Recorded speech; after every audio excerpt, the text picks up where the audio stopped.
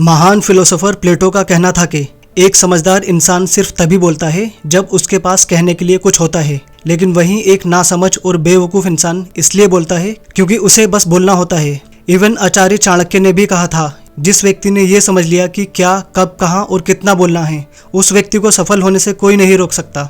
जिस तरह कमान से निकला हुआ तीर कभी वापस नहीं आता, ठीक उसी तरह मुंह से निकले हुए शब्द कभी वापस नहीं आते। आपके शब्द आपकी ताकत भी बन सकते हैं और आपकी कमजोरी भी। आपका सही समय पर सिर्फ चुप रहना आपको कई परेशानियों से बचा सकता है। वहीं दूसरी तरफ आपका बोला हुआ एक भी गलत शब्द आपके लिए मुसीबत खड़ी कर सकता है। लेकिन फिर भी कई लोग अपनी जुबान का इस्तेमाल खुद को समझदार दिखाने के लिए करते हैं, जबकि कई महाज्ञानी, वाइस, जीनियस और महान राजा भी ये बोल कर गए थे कि साइलेंस में ही असली पावर छुपी हुई है। साइलेंट रहने का मतलब हमेशा चुप रहना नहीं है। साइलेंट रहने का मतलब ये सीखना है कि कब, क्या, कितना और कैसे बोलना है। इसीलिए हम आपको साइलेंट रहने के ऐसे 5 बेनिफिट बताएंगे, जिनको जानने के बाद आप आज से ही नहीं बल्कि अभी से सिर्फ उतना ही बोलोगे जितना बोलने की जरूरत है। नंबर 1, साइलेंस आपके ओपोनेंट को कंफ्यूज कर देता है। महान आचार्य चाणक्य अपनी चाणक्य नीति में बताते हैं कि उन्होंने अपने हजारों दुश्मनों को अपनी खामोशी से डिफीट किया था। वो खामोश रहकर अपने शत्रुओं को विचारों में उलझाए रखते थे और उनको उनके गोल से डाइवर्ट कर देते थे। जब उनके शत्रु ये सोचने में बिजी होते थे कि चाणक्य क्या सोच रहे हैं, तब चाणक्य अपनी नीति बनाते थे और सही समय आने पर अटैक करते थे। ऑफिस या बिजनेस में आपके खिलाफ पॉलिटिक्स को डिस्ट्रॉय करने के लिए आप इस ट्रिक को यूज कर सकते हो। Number 2, silence laser sharp focus build करता है। बुद्ध का कहना था कि बोलने से पहले अपने क्वेश्चन को 3 गेट से पास होने दो। फर्स्ट, आप जो बोल रहे हो क्या उसमें वैल्यू है? सेकंड, क्या आपका बोलना अभी जरूरी है?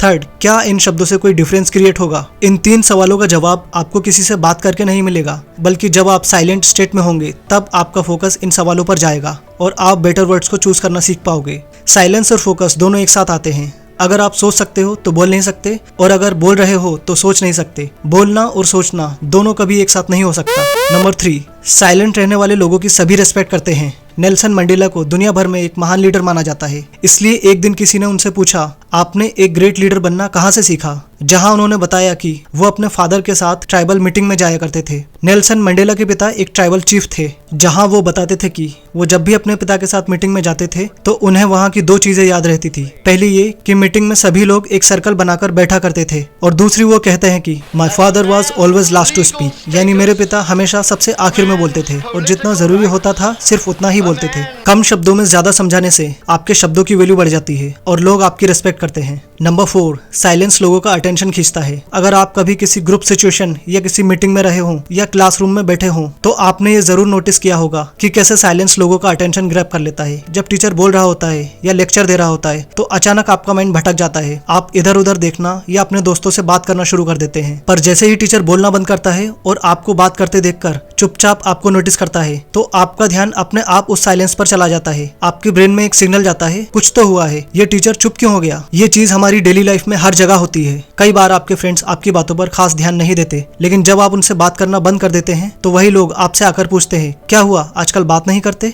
नंबर 5, साइलेंस आपकी नॉलेज इंक्रीज करता है। कम बोलने वाले लोगों में यह क्वालिटी देखी जाती है कि ये दूसरों की ज्यादा सुनते हैं, जिससे इन्हें ज्यादा इन्फॉर्मेशन मिलती है, कुछ नया जानने और सीखने को मिलता है। काम करते समय ये इन्फॉर्मेशन इनके लिए एक टूल की तरह काम करती है। जिसके ब्रेन में एक टॉपिक से रिलेटेड जितनी ज्यादा इन्फॉर्मेशन होगी वो उतना ही उस इन्फॉर्मेशन को अलग अलग तरीके से यूज कर सकता है और प्रॉब्लम सोल्व कर सकता है। इवन दलाई लामा भी कहते हैं, जब आप बात कर रहे होते हैं तो आप सिर्फ वही रिपीट कर रहे होते हैं जो आप पहले से जानते हो, लेकिन जब आप सुन रहे होते हैं तो आप कुछ नया सीखते हैं। अगर ये वीडियो अच्छा लगा हो तो वीडियो को लाइक और चैनल को सब्सक्राइब कर दो। Thank you for watching the video.